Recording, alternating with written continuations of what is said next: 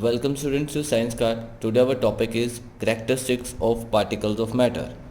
ठीक है, क्या characteristics होता है स्टूडेंट particles of matter के, कि the particles of matter are very very small, कि जो मैटर के पार्टिकल्स होते हैं बहुत ज़्यादा स्मॉल होते हैं. जैसे सपोज हमने वुड का एग्जांपल लेते हैं. ठीक है, वुड का कोई भी एक छोटा सा पीस है, उसके जो पार्टिकल्स हैं वो बहुत ज़्यादा स्मॉल होते हैं, लार्ज नंबर में होते हैं. ठीक है स्टूडेंट्स, तो पहला कैरेक्टरिस्टिक्स तो ये हो गया कि जो मैटर के पार्टिकल्स हैं वो बहुत ज़्यादा स्मॉल होते हैं. Second is the particles of matter have space between them.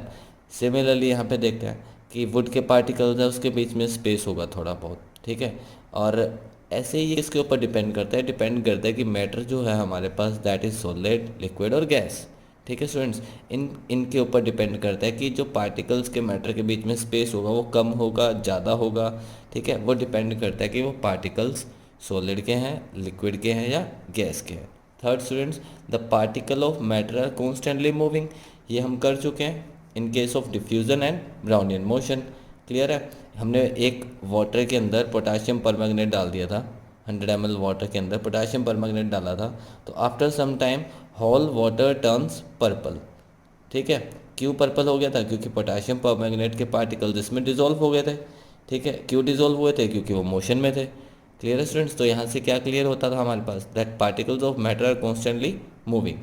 Fourth point is the particle of matter attract each other, कि मैटर के जो पार्टिकल्स होते हैं वो एक दूसरे को अट्रैक्ट करते हैं किसी फोर्स से. वो हम आगे करेंगे स्टूडेंट टॉपिक्स में. क्लियर, इन चारों कैरेक्टरिस्टिक्स को अब हम डिफाइन करेंगे स्टूडेंट्स. तो फर्स्ट कैरेक्टरिस्टिक्स है हमारे पास the particles of matter are very very small, कि जो मैटर के पार्टिकल्स होते हैं वो बहुत ज़्यादा स्मॉल होते हैं. स्टूडेंट्स यहाँ पे हमने क्या किया, हमने वाटर के अंदर पोटाशियम परमैंगनेट ऐड किया, तो पोटाशियम परमैंगनेट अच्छे से डिज़ोल्व हो गया. तो ये जो हमारे पास कलर आया सोल्यूशन का दैट इज़ डार्क पर्पल. ठीक है, ये हमारे पास डार्क पर्पल कलर आ गया स्टूडेंट्स. ठीक है, हमने फिर और ज़्यादा वाटर ऐड कर दिया, दैट मीन्स डाइल्यूट कर दिया, तो कलर थोड़ा सा लाइट हो गया स्टूडेंट्स. आफ्टर दैट हमने और वाटर ऐड कर दिया, इसमें कलर थोड़ा सा और ज़्यादा लाइट हो गया. और वाटर ऐड किया तो कलर बिल्कुल लाइट हो गया. क्लियर है स्टूडेंट, बिल्कुल लाइट पर्पल बन गया यहाँ पे, that is light purple colour. तो मतलब जैसे जैसे वाटर हम ऐड कर रहे हैं, पोटाशियम परमैंगनेट के जो हमने इसके अंदर क्रिस्टल्स ऐड किए थे वो सेपरेट हो रहे हैं और ज़्यादा, उसमें से छोटे छोटे पार्टिकल्स और ज़्यादा निकल रहे हैं जो पूरे वाटर में सेपरेट हो रहे हैं. जैसे जैसे हम वाटर ऐड कर रहे हैं वैसे वैसे जो पोटाशियम परमैंगनेट के हमने छोटे से क्रिस्टल ऐड किए थे, सपोज 2 या 3 क्रिस्टल ऐड किए थे हमने वाटर में. ठीक है, तो वो 2-3 क्रिस्टल सेपरेट होके काफ़ी सारे छोटे छोटे पार्टिकल्स बन गए, कि वाटर का कलर कलरलेस हो ही नहीं रहा है.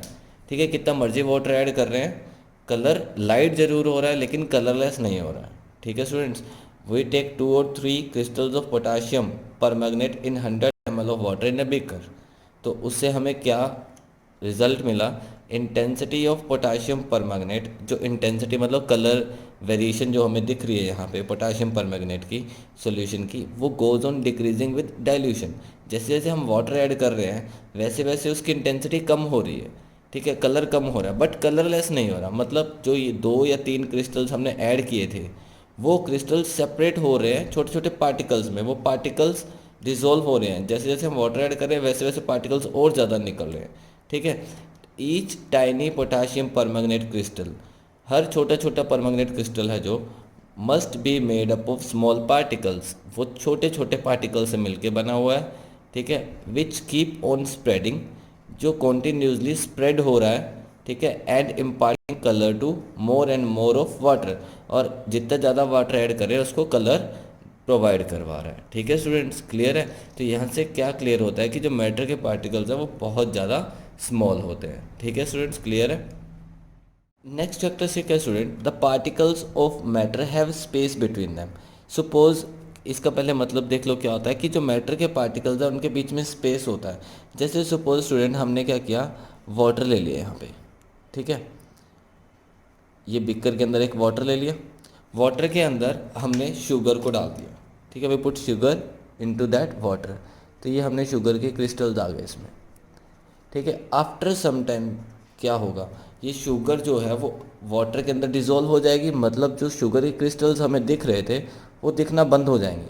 वाटर का यहाँ पे सपोज यहाँ तक हमने मार्क कर लिया कि यहाँ तक है बीकर में वाटर, यहाँ तक, ठीक है स्टूडेंट्स, और शुगर भी ऐड कर दिया हमने।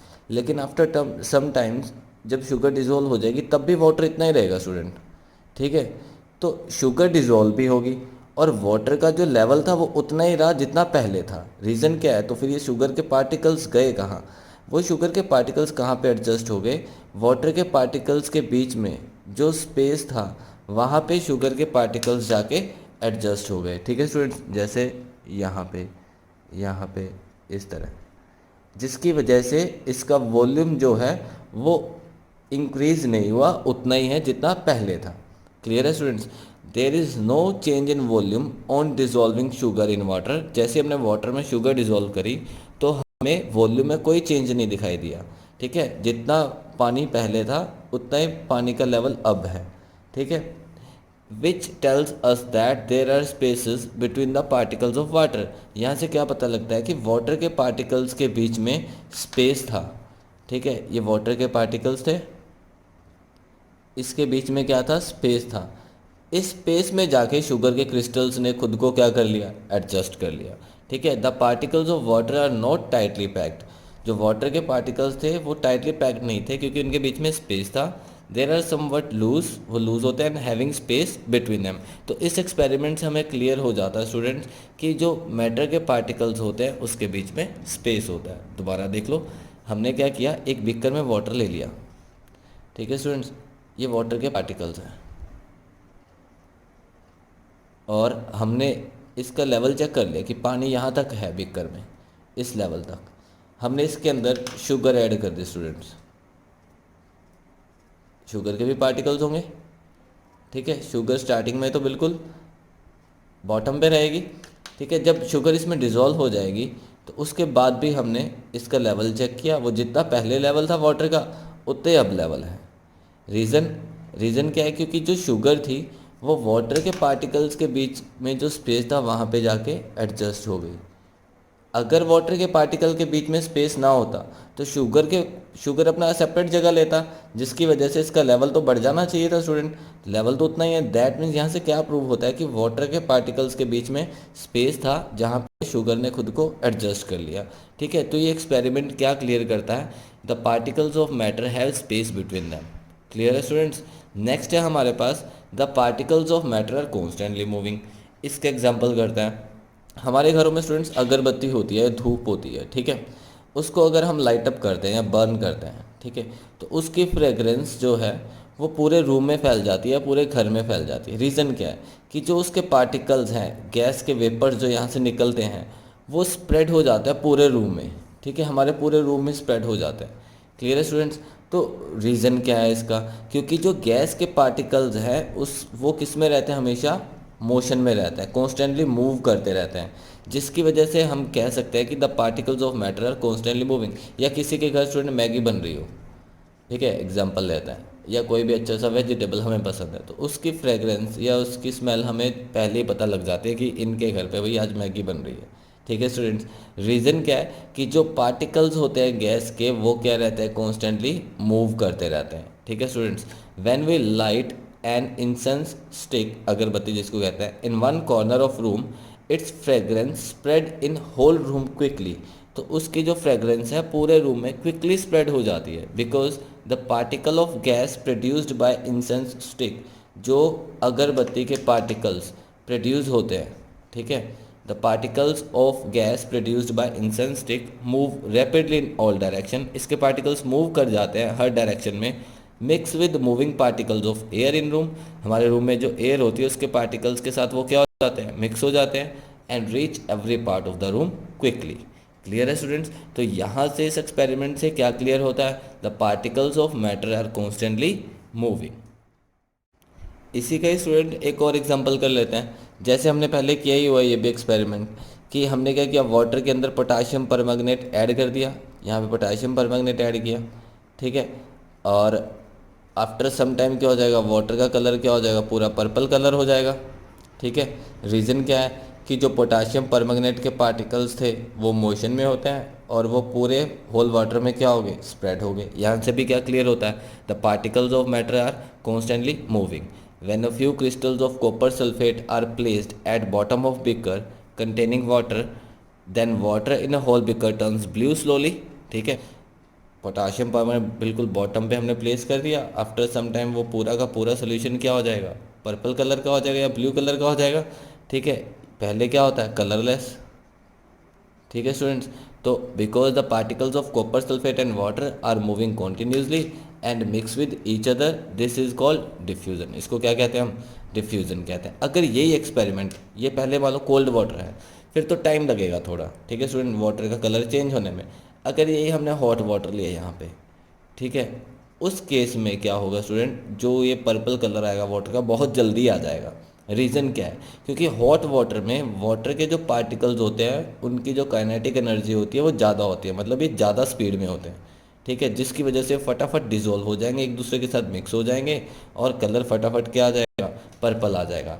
When we carry out this experiment using hot water, water turns blue at faster rate because on hitting the particles of water and copper sulfate gain kinetic energy, kinetic energy मतलब motion में आ जाते हैं, and moves faster, और faster move करने लग जाता है।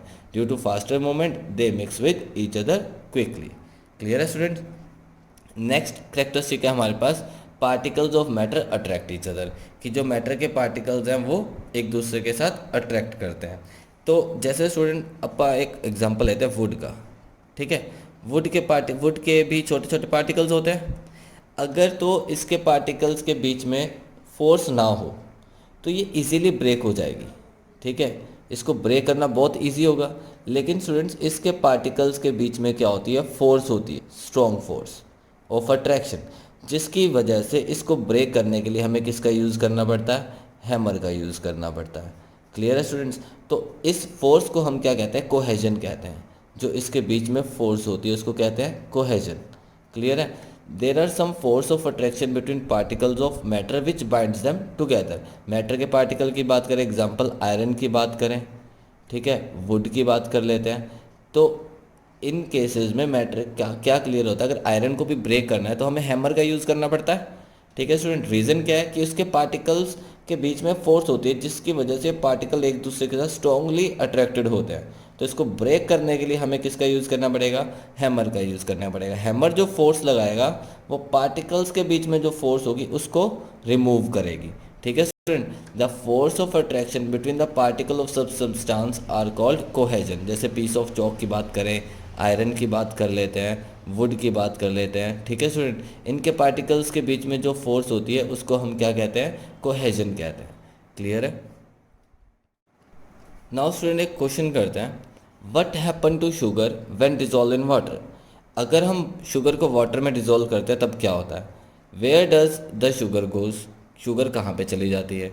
What information do you get about nature of matter from dissolution of sugar in water. और यहाँ से हमें क्या इन्फॉर्मेशन मिलती है मैटर के रिगार्डिंग। देखो students, when sugar dissolve in water its tiny particle break off from solid sugar crystal. कि मान लो हमारे पास एक वाटर है स्टूडेंट, ठीक है, उसमें हमने शुगर ऐड कर दी, शुगर के छोटे छोटे क्रिस्टल्स होते हैं। तो पहले क्या होगा, इसके क्रिस्टल के अंदर भी जो छोटे छोटे पार्टिकल्स हैं वो ब्रेक होना शुरू हो जाएंगे और पूरे वाटर के बीच में स्प्रेड होना स्टार्ट हो जाएंगे। ये पहला क्वेश्चन है, पहले क्वेश्चन का आंसर है। When sugar dissolve in water its tiny particles break off from solid sugar crystal. उसके जो छोटे छोटे पार्टिकल्स हैं वो खुद को सेपरेट करना शुरू कर देंगे शुगर क्रिस्टल से। सेकंड क्वेश्चन क्या था, where does the sugar goes, sugar कहाँ पे जाती है student, the sugar particles goes into space between water particles. कहाँ पे चली जाती है, sugar particles goes into space between water particles. जो वाटर पार्टिकल्स के बीच में स्पेस होता है वहाँ पे जाके शुगर खुद को एडजस्ट कर लेती है। क्लियर है स्टूडेंट। हमें यहाँ से क्या इन्फॉर्मेशन मिलती है, the dissolution of sugar in water tells us that matter is made up of small particles. एक तो मैटर छोटे छोटे पार्टिकल से मिलकर बना होता है, जैसे शुगर के क्रिस्टल्स से पार्टिकल्स ने खुद को सेपरेट कर लिया। ठीक है। Second, the particles of matter have space between them. अगर ये स्पेस ना होता तो शुगर के क्रिस्टल्स कहाँ पे जाते। ठीक है, शुगर के क्रिस्टल कहाँ एडजस्ट हुए, वाटर के पार्टिकल्स के बीच में जो स्पेस था वहाँ पे एडजस्ट हुए हैं। ठीक है, जैसे ये वाटर के पार्टिकल्स है सपोज, ठीक है, और ये शुगर के पार्टिकल्स ने यहाँ पे खुद को एडजस्ट कर लिया इनके स्पेस के बीच में, जिससे कि पूरे सोल्यूशन का टेस्ट जो है वो स्वीट हो गया। ठीक है, तो यहाँ से क्या क्लियर होता है कि जो मैटर के पार्टिकल्स हैं उनके बीच में क्या होता है, स्पेस होता है, जहाँ पे शुगर के पार्टिकल्स ने खुद को क्या कर लिया, एडजस्ट कर लिया। क्लियर है स्टूडेंट्स। नेक्स्ट टॉपिक है हमारे पास रिजिड क्या होता है और फ्लूइड क्या होता है। देखो स्टूडेंट, ये मार्कर है जैसे, ठीक है, ये पूरा रिजिड है, इसको अगर ब्रेक करना है तो हमें बहुत ज़्यादा फोर्स लगानी पड़ेगी, ठीक है, या ज़्यादा फोर्स लगानी पड़ेगी इसको ब्रेक करने के लिए। तो उस रिजिड का मतलब होता है अनबेंडिंग और इनफ्लेक्सिबल।